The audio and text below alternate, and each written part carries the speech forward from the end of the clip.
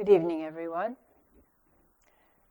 This is the next to last talk for this session on lineage, May 2015. There'll be a little wrap-up talk tonight, and then actually there'll be another talk tomorrow for our Sunday program that Fuho will give, which will be a PowerPoint, a multimedia presentation on Maezumi Roshi.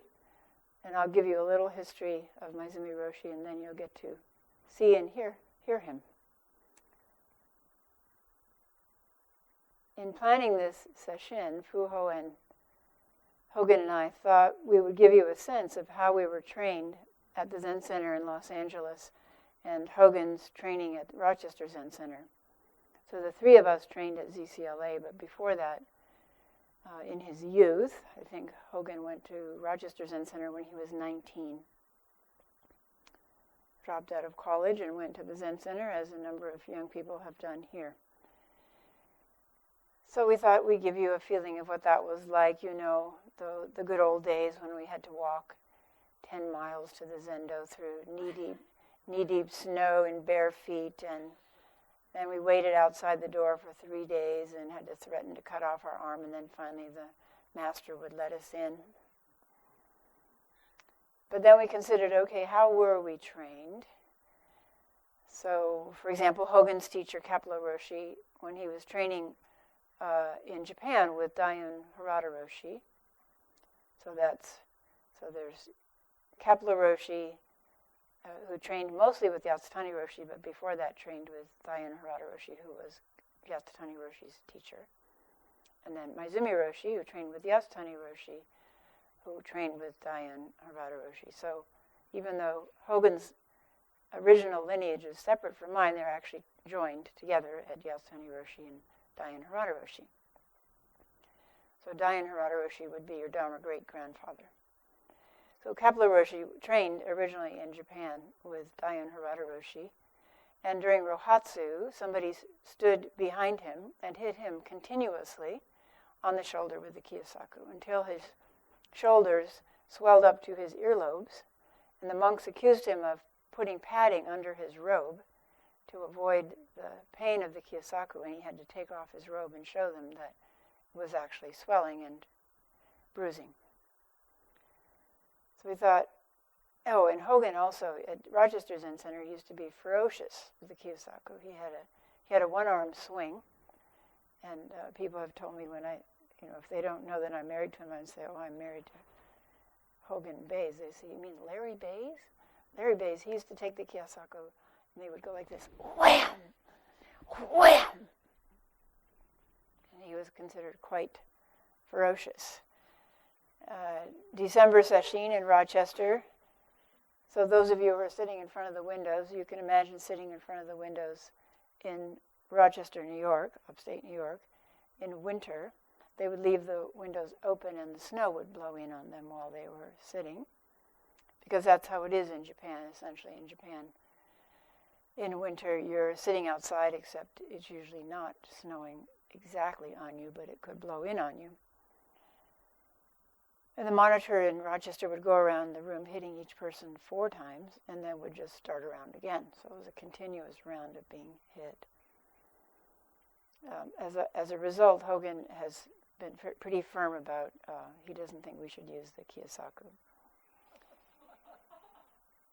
So we considered, at ZCLA and at Sogenji, when we trained with the other Harada Roshi, the current living Harada Roshi, as soon as the Dokusan bell ran, everybody just sprinted out of the Zendo, knocking people down or getting injured. Actually, one person at Sogenji broke their leg because they were sprinting out of the Zendo, because only the first maybe 12 people get in and everybody else sits there in the freezing cold. So they were running and they were feeling like, I'm ahead of so-and-so, turned around to look and laugh and smashed into a tree and broke their leg. We recall being thrown out of Sonzen and then being thrown right back in by a monk who was standing outside the door with a stick. or how two monks got in a fight at ZCLA in the Zendo because one didn't like how the other one hit him. This was right in the middle of Sesshin. And Roshi excommunicated them out of the Zendo, and then they had to come back and do 100 bows and publicly apologize to the Sangha. And we recalled how we would bellow moo, actually scream moo at the top of our lungs, hell-bent on enlightenment until we lost our voices completely. And how the monitors would shout, "Sit still!" Or, "Wake up!" Or, "Die! Die on the cushion!"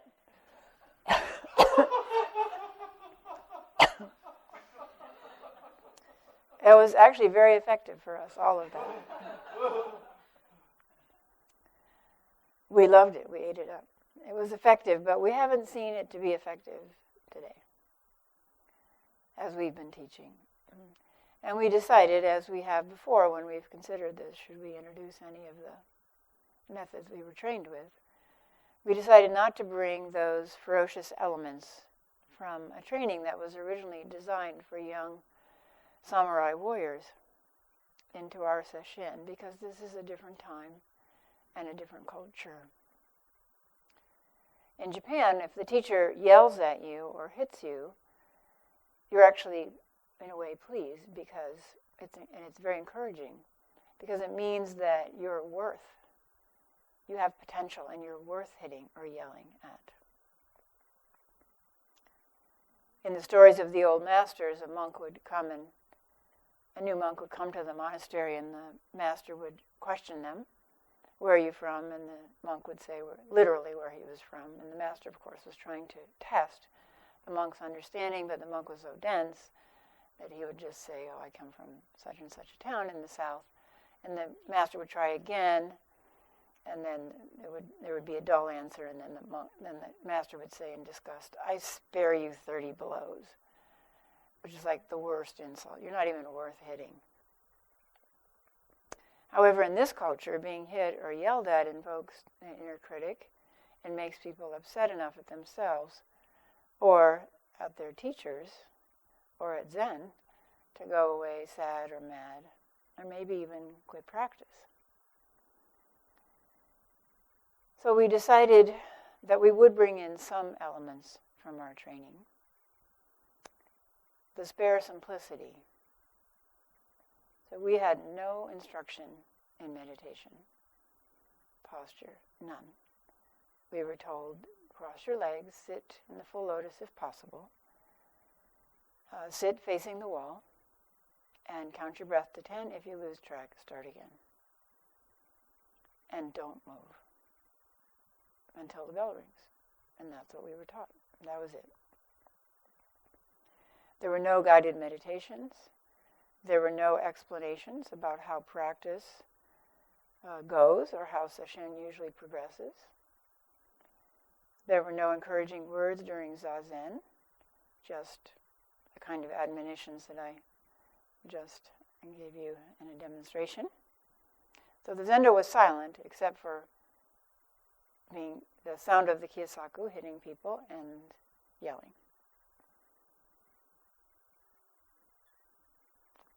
Most of these elements are from the Rinzai tradition.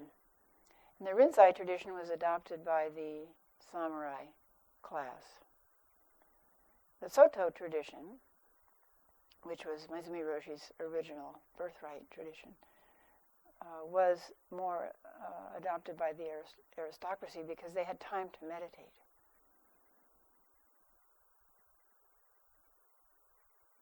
Both Kapla Roshi and Maezumi Roshi trained in the Rinzai tradition. They both studied with Yasutani Roshi, as I mentioned, and Yasutani Roshi was an ordained Soto monk. However, Yasutani Roshi felt that the Soto tradition overemphasized the teaching of original enlightenment. The idea that you are, just as you are, a Buddha, or at least a baby Buddha, but usually the teaching is you are a Buddha, the gold underneath the clay. And if you just sit with absolutely no gaining notion in your mind, as Shohaku Okumura says, Zazen is good for nothing. He was trained by a famous Soto teacher, Uchiyama Roshi. Zazen is good for nothing. So to hold that, no gaining notion in your mind, if you just sit, you are manifesting your Buddha nature, and it will emerge fully into your experience over time. If we just get out of the way, the 10,000 dharmas will be able to advance in our awareness, become our awareness, and will enlighten us to our original enlightenment, which we are manifesting by sitting Zazen. If you're sleepy, then be a sleepy Buddha. If you're distracted, then be a distracted Buddha. Classic Soto Zen teaching. The Yasutani Roshi felt that something was missing. When the truth fills our body and mind, we realize that something is missing. He read the vivid stories of the sudden awakening of the old masters, like the story that Hogan related of Hui Ko being so desperate that he stood in the snow for 3 days and nights and eventually cut off his arm in front of Bodhidharma. A story that made Kapleau Roshi weep when he told it. And Yasutani Roshi was so inspired, he determined that he would actually experience for himself this enlightenment that was talked about, that he read about, but wasn't, in his experience, actualized in Soto Zen. He wanted to experience for himself his original face, the sound of one hand, mu, the reality behind everyday activity and everyday distress, the eternal reality that relieves all suffering. As ECLA, the Heart Sutra, our Heart Sutra said, this is the truth, not a lie. It relieves all suffering. This is the truth, not a lie. So Yasutani Roshi went to study with Dayan Harada Roshi. And remember, this is at the monastery which Harada Roshi deliberately founded in the coldest part of Japan, saying that the bitter cold drove people into their haras. And I actually experienced this for myself at Sogenji when we did a Rohatsu session in December at Sogenji in Okayama, which is south. That's the mild south compared to where Harada Roshi's, Dayan Harada Roshi's temple was. And it was so cold that I wore all 13 layers of clothing, everything I had in my suitcase. It was so cold. And then I couldn't cross my legs because I had so many layers of clothing on. So I was sort of like a Michelin man. And still, it was freezing. It was painful. Just your face, because you're not allowed in Rinzai Zen to cover your head or your hands at all. And Hogan actually got frostbite on his ears, frostbite damage on his ears. It was so, so cold that you could not have your awareness anywhere around your skin. It was so painful. So you had to go into your hara, deep in your hara. And I would practice, tumo practice, trying to kindle a little flame in my hara so that I could experience a little tiny bit of warmth in all that freezing cold. And I have to say, it drove me into the deepest zazen that I had done until that time. And pain became not pain. Not pain disappearing, but staying with the experience of pain. And having it be sensation, pause, sensation, pause, sensation, pause, sensation, pause. Nothing glued it together as pain. It's quite amazing. And then, pain came back eventually. But once you've experienced pain in that way, you're not afraid of pain again. So a little bit of history about Yasutani Roshi. He was born in 1885 to a very poor family. His mother hoped her son would be a priest, and she was given a bead from a rosary, from a mala, by a nun, who said it would ensure successful childbirth, and she swallowed that bead. And Yasutani Roshi related that when he was born, that bead was held in his little baby fist. And he knew there was no biological explanation for that, but everyone in the family said it was absolutely true. And he felt that it was part of the mysterious workings of karma, things that are beyond our understanding. When I've told that story, I've also told of my first mother-in-law, who one day felt a bump in her elbow and kind of picked at it a little bit and felt a piece of metal and pulled it out, and it was a long sewing needle. She had no idea how it got there. And the doctor told her she may have stepped on it, and it may have migrated through her body to her elbow, that he had seen things like that happen before. So that makes Yasutani Roshi's story not quite so fantastic. Yasutani Roshi was ordained at 5. And often poor families would do that. If they could not support their children, it was an age before birth control, of course, and a poor family couldn't support children, so they would give a child, usually a son, but it could also be a daughter, to a monastery or a convent. And they knew at least they would be fed and they would be cared for and trained, educated and trained. So he spent the next 7 years at different Rinzai temples until he was 12. And then he traveled and trained for 18 years. He went around to a variety of temples, first Rinzai temples and then eventually Soto temples. At age 30, he married, and he eventually had 5 children. And there were no temples available for him because at the time, you had to be born into a temple family and then you would inherit your father's temple or maybe your uncle's temple if your uncle needed an heir. But there was no temple available for Yasutani Roshi, so for 10 years he worked as an elementary school teacher and a principal. But his fervor for enlightenment burned bright, and he continued training under different masters. At age 40, he found Dayun Harada Roshi at Hoshinji. Dayun Harada Roshi had also trained with masters in both the Soto and Rinzai lineages. So although in Japan they sometimes portray Soto and Rinzai like Yale and Harvard, and if you study Zen, they say, oh, essentially, which school do you belong to? Rinzai or Soto? But actually, there's been a lot of crossover and lineage holding by teachers on both sides.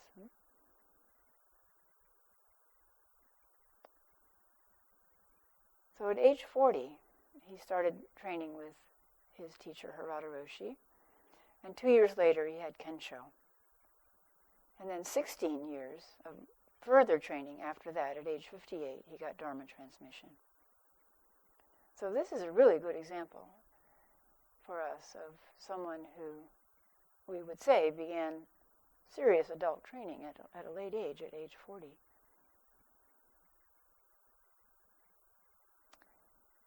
Then he was invited to come to the U.S., I believe, by Eiken Roshi, to come to Hawaii, and then came to the U.S. and taught in various places, Boston, Pennsylvania, Sesshin, and L.A. And Maezumi Roshi served as his translator and was so impressed with Yasutani Roshi's clarity that he decided to study with Yasutani Roshi. Maezumi Roshi then did the whole koan curriculum under Yasutani Roshi and would go back, even when he began teaching at ZCLA, he would go back to Japan to train, eventually back to train under Osaku Koryu Roshi. who was a Rinzai lay teacher. So first he trained with, actually when he was 15, his father told him to go train, this is Maezumi Roshi, told him to go train with Osaka Koryu Roshi, who was a Rinzai teacher. So again, you see the open movement between sects.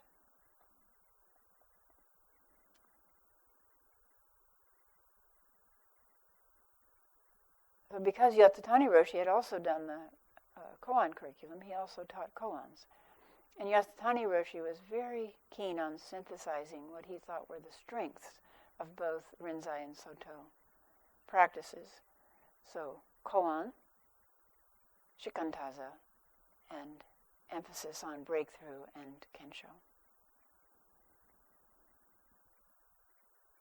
So when Maezumi Roshi was 15, he had gone to train for a while with Koryu Roshi, who had a dojo, a lay dojo, outside of Tokyo.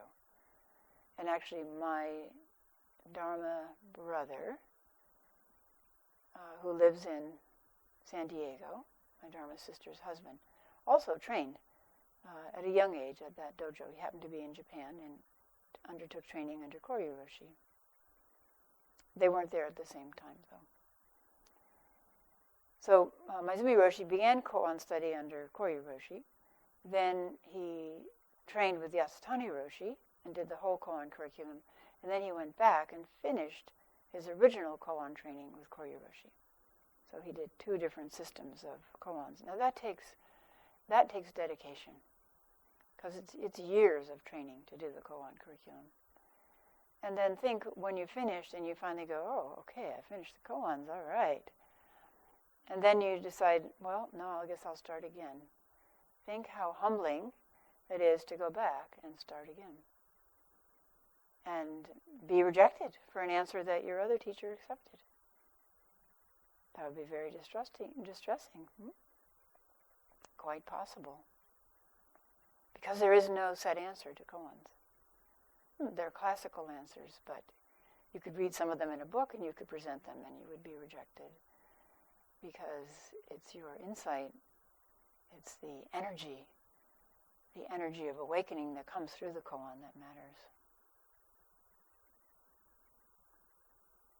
So Osaka Koryu Roshi had been asked by his teacher, Joko Roshi, to remain a layperson because Joko Roshi was very distressed with the bureaucracy of ordination. Joko Roshi was ordained.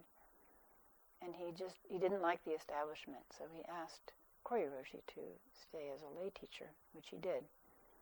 So Maezumi Roshi trained under a lay teacher in that lay dojo. It was a dojo where lay people would come after work or in their free time or their vacation to do training.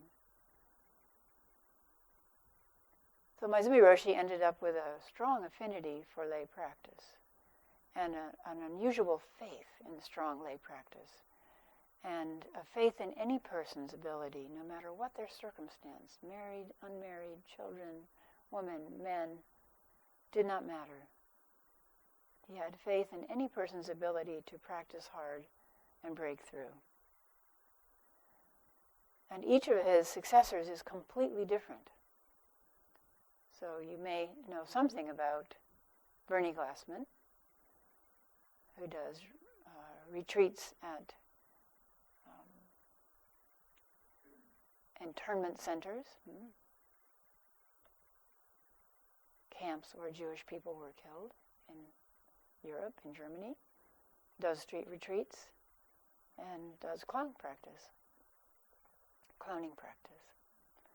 And then next in line was Genpo, and Genpo was originally a junior Olympic athlete, and so he did very athletic sessions. Actually, for a while during Kinhin, people would go and work out at the gym. So there'd be a long break while you go work out in the gym and then come back. And he also did like month-long or 3-month-long session, which he didn't recommend after he did that. He said people were pretty crazy after 3 months of session. But he he had athletic type practice. And then Joko, who was more psychologically oriented and had been essentially the mother of the chemistry department, where she was the secretary, and ran as secretaries often do in academic departments, ran the department from her desk. And so Joko was the next successor. And she had her own style, which you can tell if you read some of her wonderful books.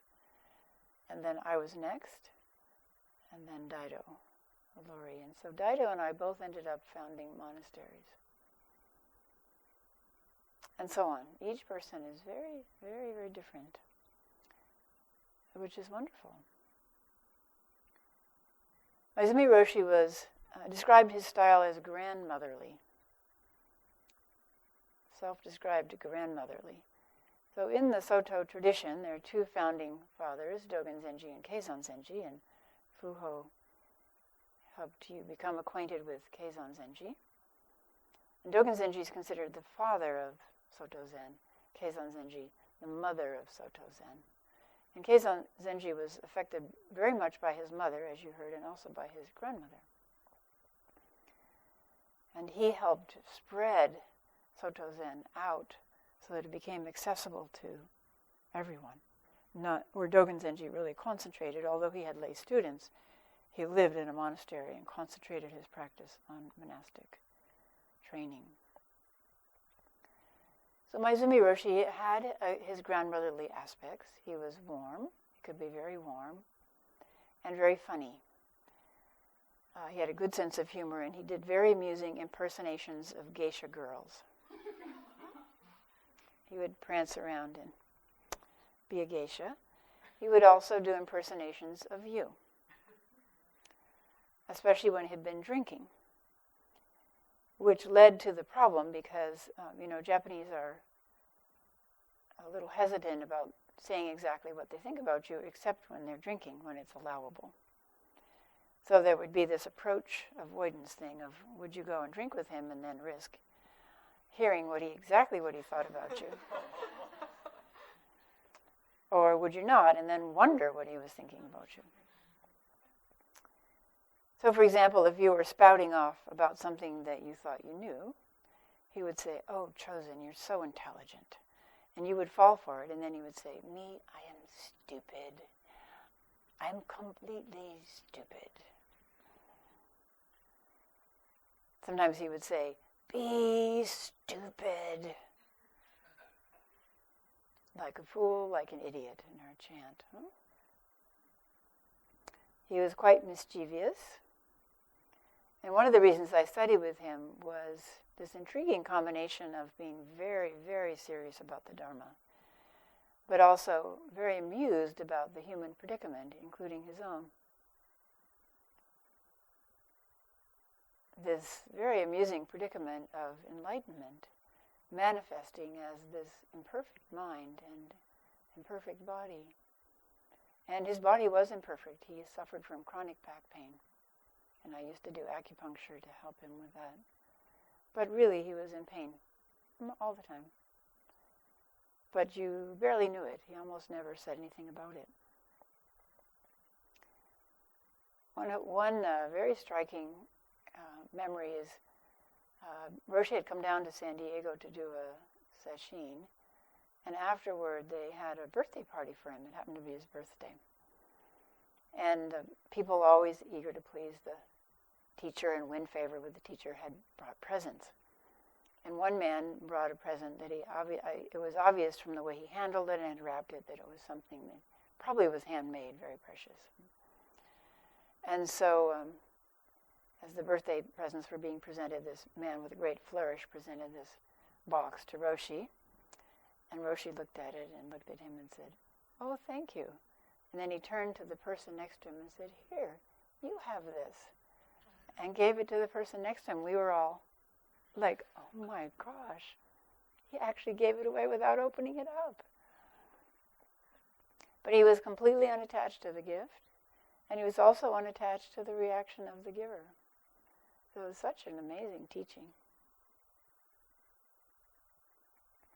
He would tell me a lot, "Chozen, be patient. patient, because impatience is my life lesson. So he would often catch me at some manifestation of impatience, and he would say, Chozen, be patient. And he would also say, be ordinary. Be ordinary. Not desiring to gain recognition, as our sutra says. A monk asked Master Nansen, what is the way, the Tao, the way? And Master Nansen said, ordinary mind is the way. However, on another occasion, when a different monk asked Master Nansen, what is the way? Or is ordinary mind the way? Maybe he'd heard that Nansen said that. Nansen said, ordinary mind is not the way. So answers are typically tailored to the predicament of the student. It's one of the reasons that we, in this tradition, do Doksan in private. Because what you say to one student could be completely different than what you say to another student. Because it depends on their situation and what they're working with at the time.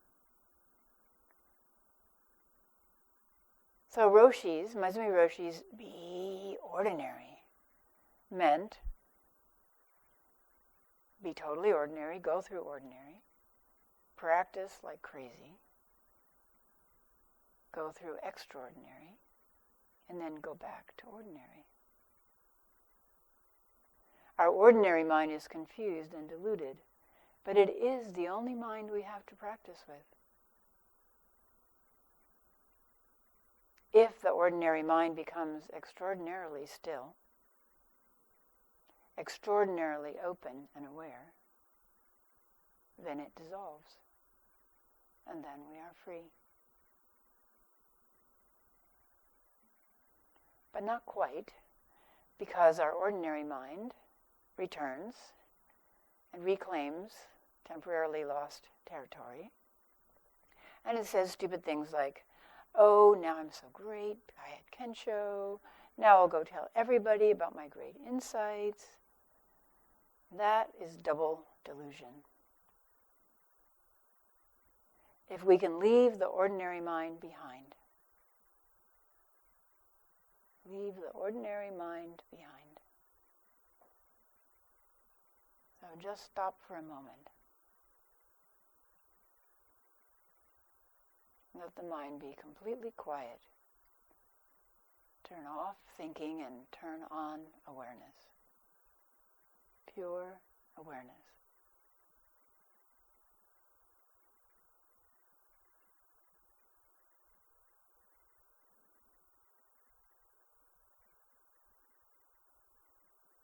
If we can leave the ordinary thinking mind behind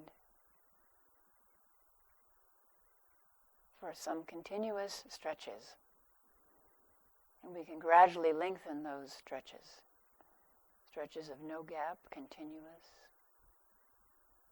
awareness. If we can do that so often and so thoroughly that the discursive mind becomes optional, completely optional, then the Dharma can function through us. When we can empty ourselves out in that way,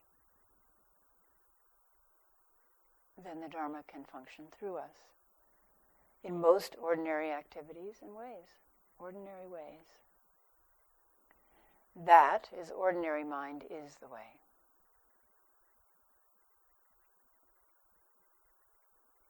Roshi had his ordinariness. He loved to put on jeans and a clean white t-shirt, often with a plaid flannel shirt over the top, and go out and move rocks around in the garden. He was a small man, but he could easily move big rocks.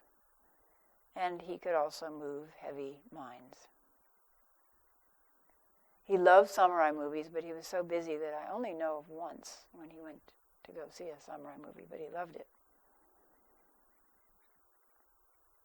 He smoked 1 cigarette a day after dinner on the toilet. And I knew him for at least a decade before I found that out. I discovered it when I was cleaning his bathroom.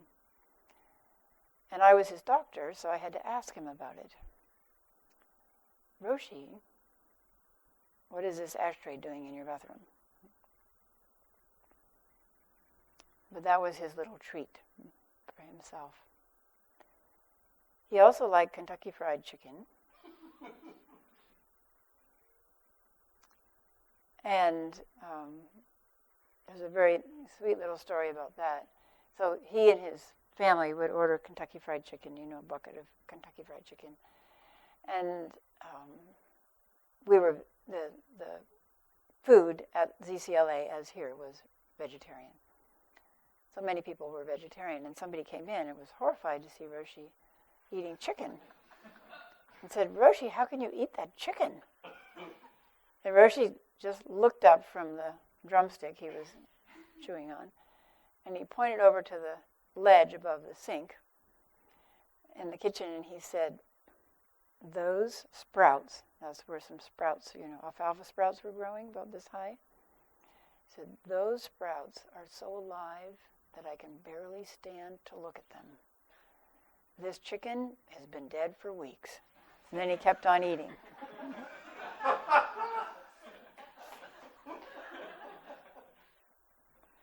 So he loved to turn your preconceived ideas upside down.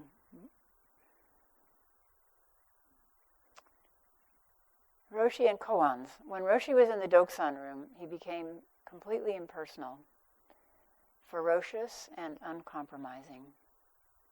He demanded clarity. It was like facing a tiger at times. I would sweat sometimes before I went in. It was quite extraordinary. Roshi loved koans. He'd gone through the koan curriculum twice.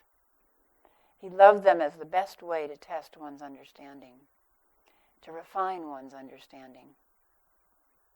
And it was very humbling. So koan means public case. Ko-an, public, public, on, case. It's a way to bring your understanding out in public and ask that it be tested. If you purposely ask someone to test your understanding, which the old monks of old used to do, they used to go to another monastery, knock on the door and ask to be tested, or make a challenge of the current teacher. So if you purposely ask someone to test your understanding, then you are keen on thoroughgoing, complete enlightenment. And vice versa, if you are keen on thoroughgoing, complete enlightenment, then you will ask to have your understanding tested. You can have all the insights you want. If you broadcast your understanding, then it deteriorates into ego fuel. However, if your understanding stays locked inside, it's useless. It has to function. It has to function. So people come all the time with insights. I have insights myself, all the time. Hakuin Zenji said he had 30 major openings and innumerable insights, minor openings. It doesn't matter unless it functions. It has to function in everyday life. This is why koans, particularly in the beginning, are not answered in words. They are shown. They are demonstrated.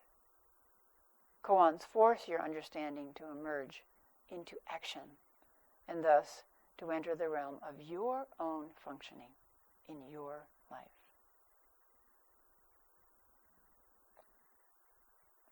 But it's not always fun. I would get mad sometimes when Roshi would ring me out. He would laugh. I would present a koan, he would laugh and then ring me out. And I would go back to the cushion and I would sulk. Like, I know I saw that koan clearly. I am not going to work on this koan anymore. Then I would calm down and then I would go back to the koan, and sure enough, go deeper in the koan, something else would emerge. So using that energy of frustration to dive back in, using that energy for the right purpose, and the koan would open back up again. Because of all the training it had with different masters, because of koan training, because of the depth of his understanding, Roshi had a very fluid mind. In some of his Dharma talks, you can't follow where he's going, but actually there's a series from Europe where on one day he'll start a theme and then drop it and talk about other things, and then the second day he picks up the theme in a different way. And then the third day he picks up themes from the first day, and suddenly you see it's all there in his mind. All there. And he keeps turning it over and showing it in fresh ways. You could not predict his response or his view. When we would have administrative meetings or board meetings, we would talk on and on and on, and he would just sit back and listen. Then after we wound down, then he would say something very quietly. And it was always a way of seeing things that we had not imagined. So this is an example of his unique interpretation of koan. So remember, koan means public case.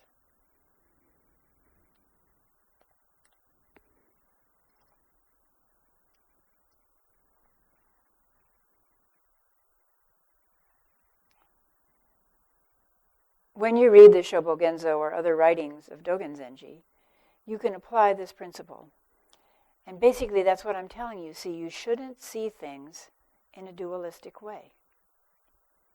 In other words, all of Dogen Zenji's works should be appreciated as the Genjo Koan, which we're chanting at noon. The koan of everyday life. That your everyday life is a koan. The koan, which is the absolute universal truth, which is your life. So, what is it? What is koan? Koan is supposed to be universal, supposed to be a real public issue, which has authority for everyone equally. That's the koan. The koan can't be personalized. If you personalize it, it's not koan anymore. That's why it needs to be taken as a whole. Whatever we call it, absolute, non-dual, transcendent, transcending or going beyond what? Going beyond the bondage of this I, my, me. My idea, my understanding, my belief, which is a personal thing. We call that shan, my, something. It's not koan, it's not public, it's not universal. What is the quality of koan that makes it public, universal? No self, no I. Isn't it clear? I'm not saying it's easy to put yourself aside, but at least it's clear. The koan can't be adjusted by personal bias. If you do that, it's no longer a public document. This is a very important point for those working on koans. If you try to do it with your own something, with artificial devices, you are going the wrong way. And regardless how much effort you put in, you build up something that is not quite right. It may even become harmful. So when you work on koan, the important thing is no I, my, me. How can you do that? Throw yourself into the koan. Be the koan yourself. So when we work on muji, become mu yourself. Either way, it's okay. Give yourself altogether away to mu, or let mu occupy yourself completely. Nothing but mu. Give up yourself and let muji take care of it. In that way, you can transcend the dichotomy.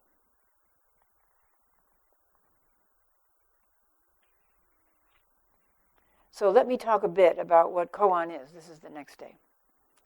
Ko means to make unevenness even. Ko stands for the absolute part.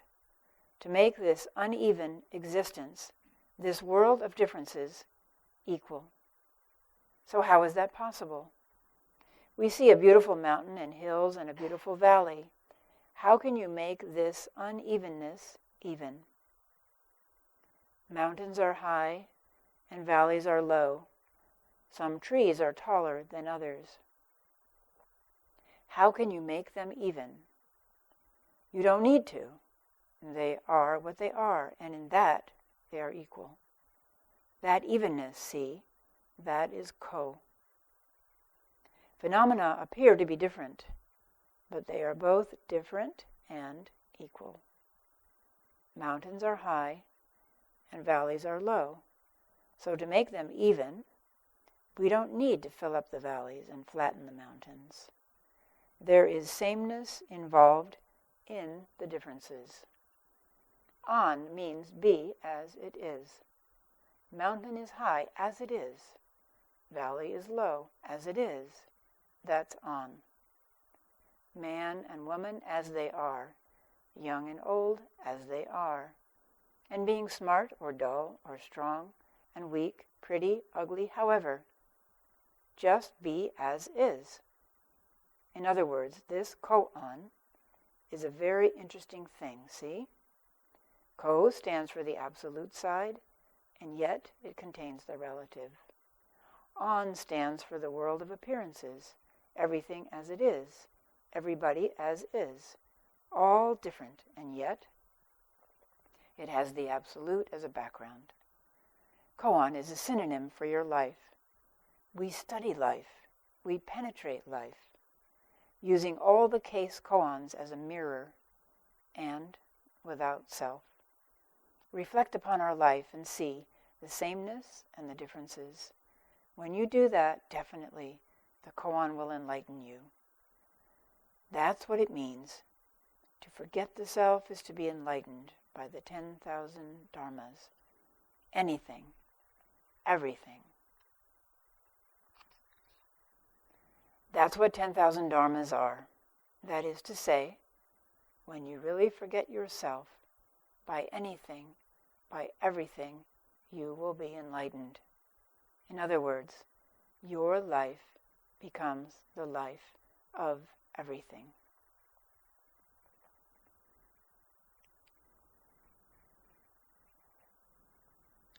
So, he interprets ko, public, as the absolute,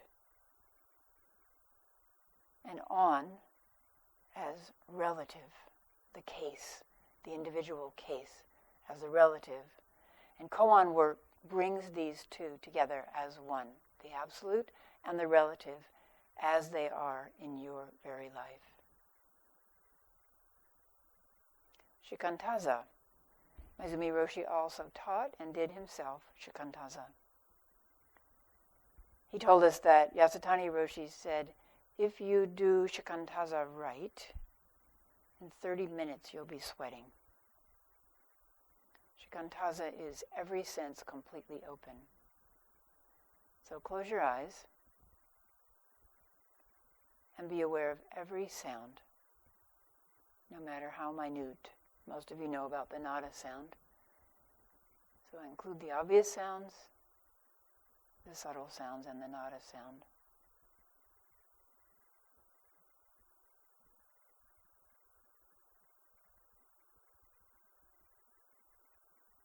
Now open your awareness to touch, to the millions of tiny touches on the body and in the body, not letting go of full awareness of sound.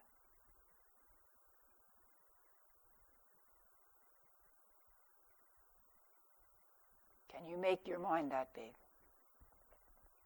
Can you make your awareness that vast, that complete?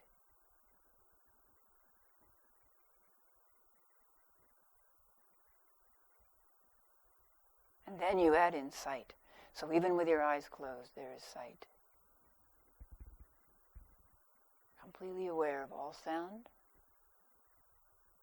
all touches, all sight. You see how difficult that is to do. In 30 minutes, you work up a sweat. So here's what Maezumi Roshi said on one occasion about shikantaza.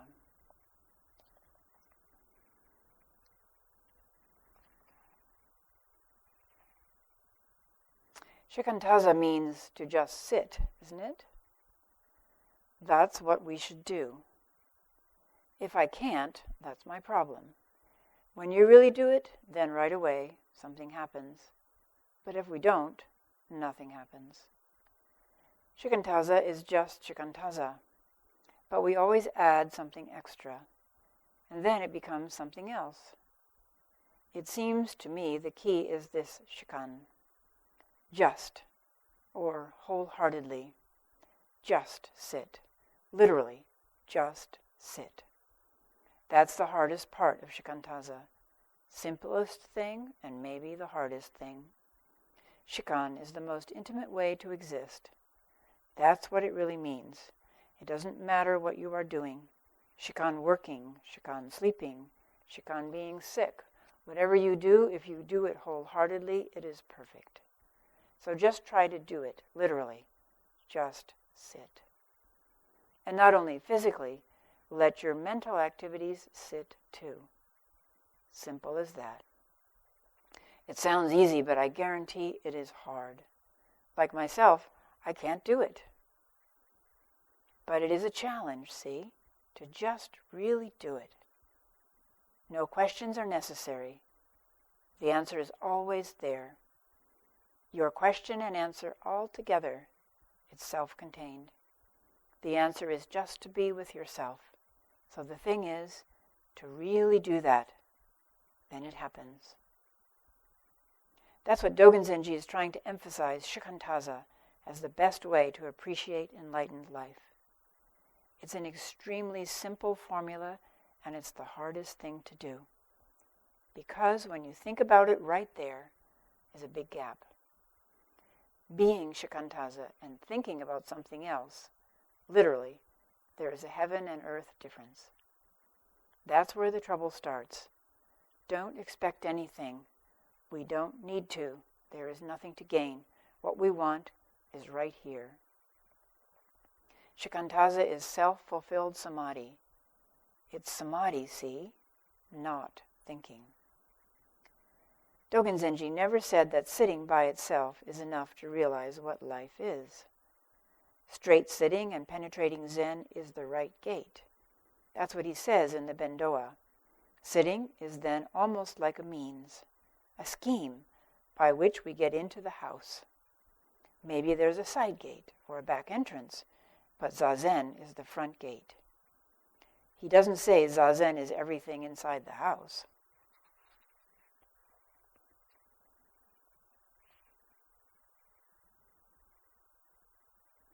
In order to do shikantaza, it is crucial to have faith. Faith in the fact that shikantaza works.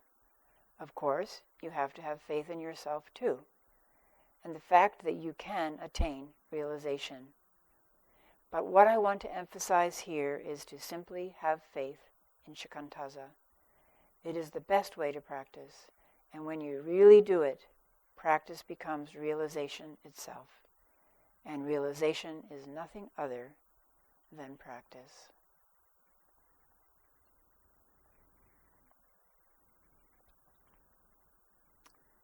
Here's another example of how Roshi looked into ordinary teachings. So we're taught from the classic teachings about the Dharma seals, the 3 Dharma seals. So these are ways that you can check, is a teaching a Buddhist teaching? So there are many teachings that come from Buddhism in many cultures: Thai Buddhism, Chinese Buddhism, Korean Buddhism, Vietnamese Buddhism, Western Buddhism. But the way that you can check among these varied teachings, is this really a teaching which lines up with the Buddha's teachings, is these 3 seals. Seals meaning not barking seals, but seals. So the first seal is impermanence. Is it a teaching about the truth of impermanence? The second is suffering. Is it a teaching about the universality of distress and suffering in human life? And third is a teaching about no self. Is there a teaching about no self?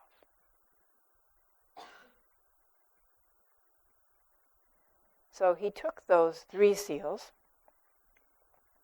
and he compared them to, the 4th seal could be said to be liberation. And he compared those classic 3 or 4 seals to the Enmei Juku Kannon Gyo. So we chant the Enmei Juku Kannon Gyo, but we actually don't chant the literal English translation. Roshi once gave us a teaching on the Enmei Juku Kannon Gyo. In some place I have his handwritten a teaching on it. The kanji for Enmei Juku Kannon Gyo, and then the literal translation of each syllable. So it starts with kanzeon. So that's kanon, bodhisattva, invoking kanzeon.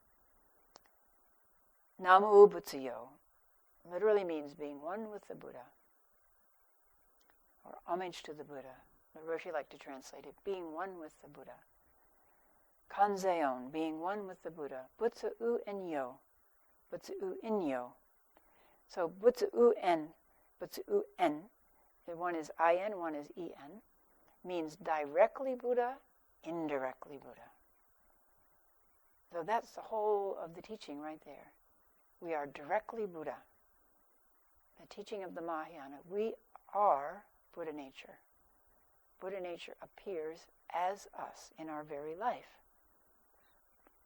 So we are already Buddha nature. And yet, indirectly, we have to discover that by indirectly. Indirect means by doing shikantaza, by doing koan study, by sitting in Sesshin. All these artificial means to uncover our direct Buddha nature, to experience it directly. So, kanzeon, being one with the Buddha, directly Buddha, indirectly Buddha. Bu-po so, Buddha, Dharma, Sangha.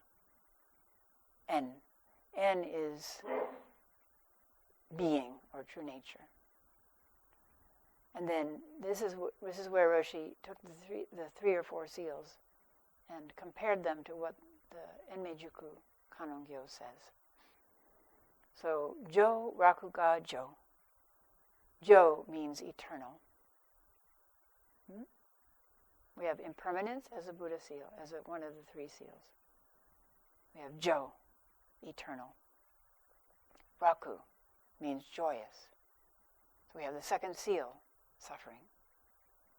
The Enmei Juku, joyous. Ga means without self, selfless. The 3rd seal is the self, the problem of the self, the no-self. And Jo, the last, pure. So the sutra says, our true nature is joyful, pure, eternal. And then Chonen, kanzeon, means morning mind, literally nen. Nen is a mind moment. So it means as you wake up in the morning, the first thing in your mind, compassion. Morning mind, kanzeon. Morning mind, compassion. Bo-nen, kanzeon. Bo-nen. Bo means evening mind, kanzeon. The evening moment, before you fall asleep, compassion. Nen-nen is mind moment after mind moment, the tiniest mind moment, where we're working in our deep zazen. Jushin ki nen-nen. There is nothing separate from this. Moment after moment, there is nothing separate from this. So Jo, Rakuga Jo, eternal, everlasting, permanent, comfort, enjoyment, happiness. Mine, Roshi said it means mine. Ga means it is mine. There is no self, but it is mine. And lastly, Jo, pure and genuine. To let the self go and realize the joy, the happiness, the comfort, the essential purity, and the eternal nature of your own life.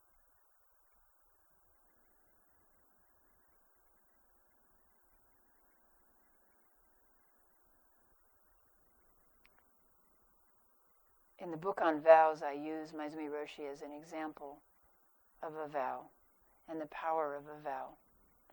It looks like they're going to call the book Vow-Powered Life. Not the title I would choose, but they're the marketing people. They get to choose the titles. The Vow-Powered Life. Roshi had a vow-powered life. At age 26, he left Japan on a steamship with a one-way ticket and just a few $100s in spending money. He also carried a vow, which he told us about many times. His vow was to plant the seeds of Dharma so firmly in Western soil that it could not die out.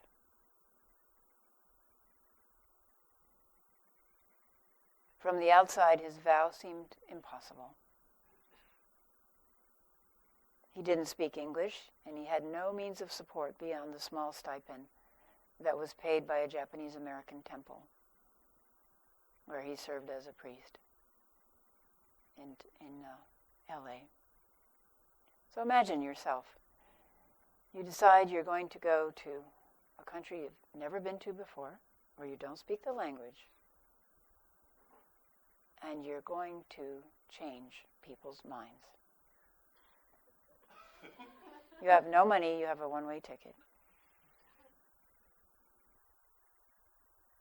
By day he served at the temple and also worked as a gardener in his free time to earn some money.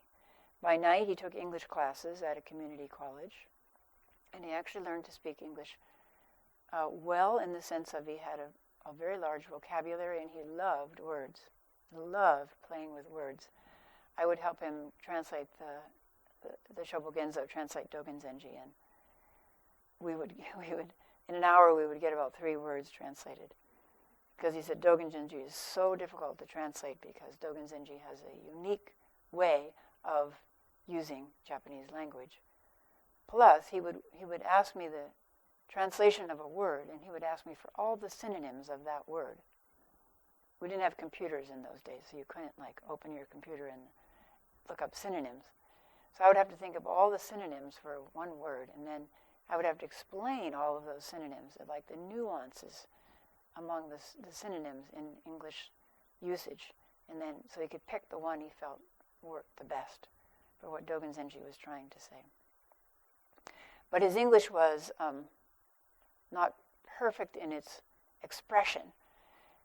So you had to listen very closely, which actually was an advantage. He spoke quite slowly, usually, because he was translating into English in his own mind.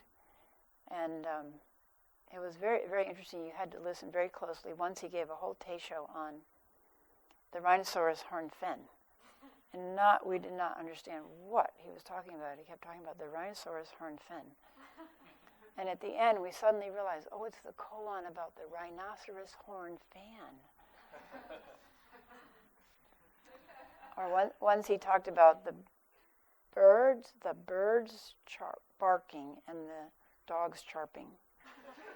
Birds barking and the dogs chirping.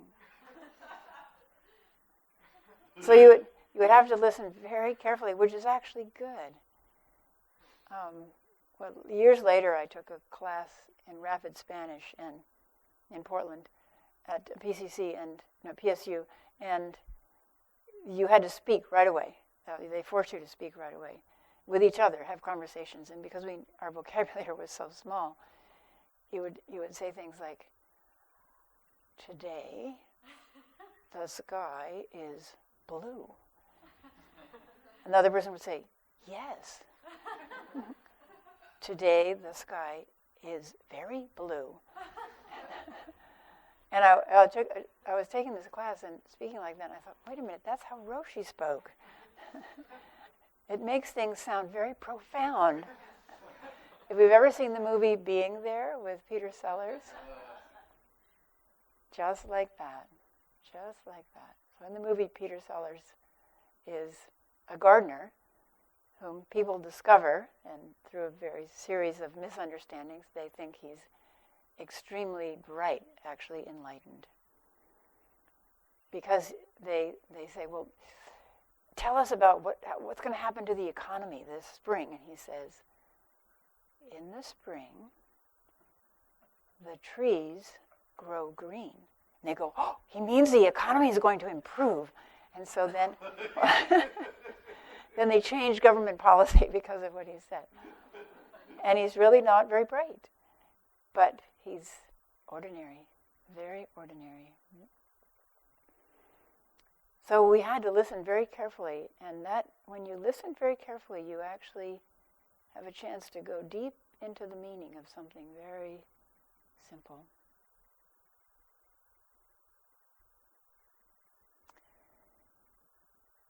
So he took English classes at a community college, and he sat zazen.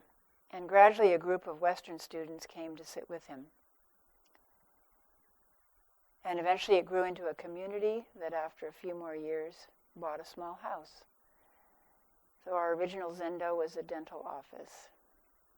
And the Doksan room was where the dental chair used to be, which we thought was nicely ironic, to go in and have not your teeth pulled, but your ego pulled.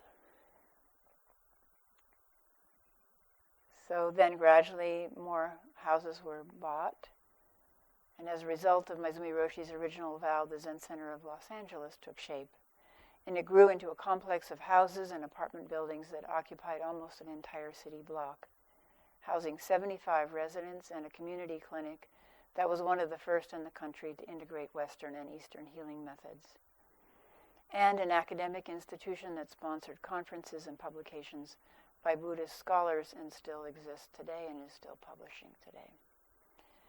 Out of that busy center came a lineage that includes more than 100 authorized Zen teachers, serving thousands of students in over 60 Zen centers around the world, all from what might have seemed a foolish vow, taken on with great sincerity by a determined young man. Maezumi Roshi always said, appreciate your life. Appreciate your life. He meant both your individual, unique life and your great life, the great life.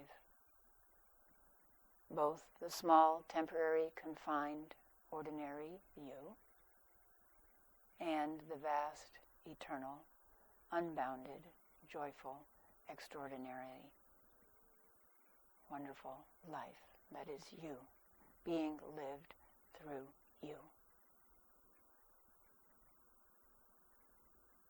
I know that if he could, or does, see this monastery, sees everyone sitting here so earnestly, he would be very pleased.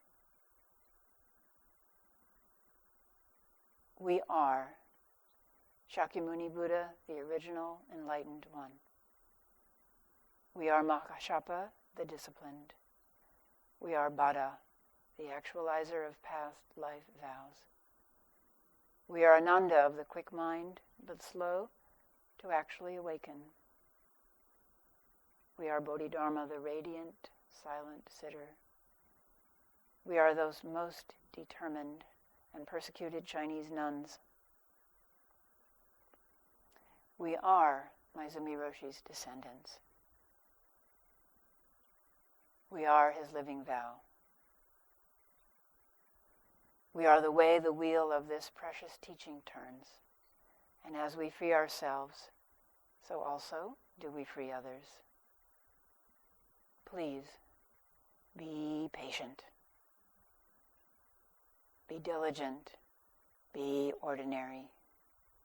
Be stupid. And be extraordinarily wise. Ordinary and stupid again. Be stupid, be wise, and be stupid again. Appreciate your life as the very life of all that is. Over and over, nen, nen, ju, shin. Never let it go. And wake up!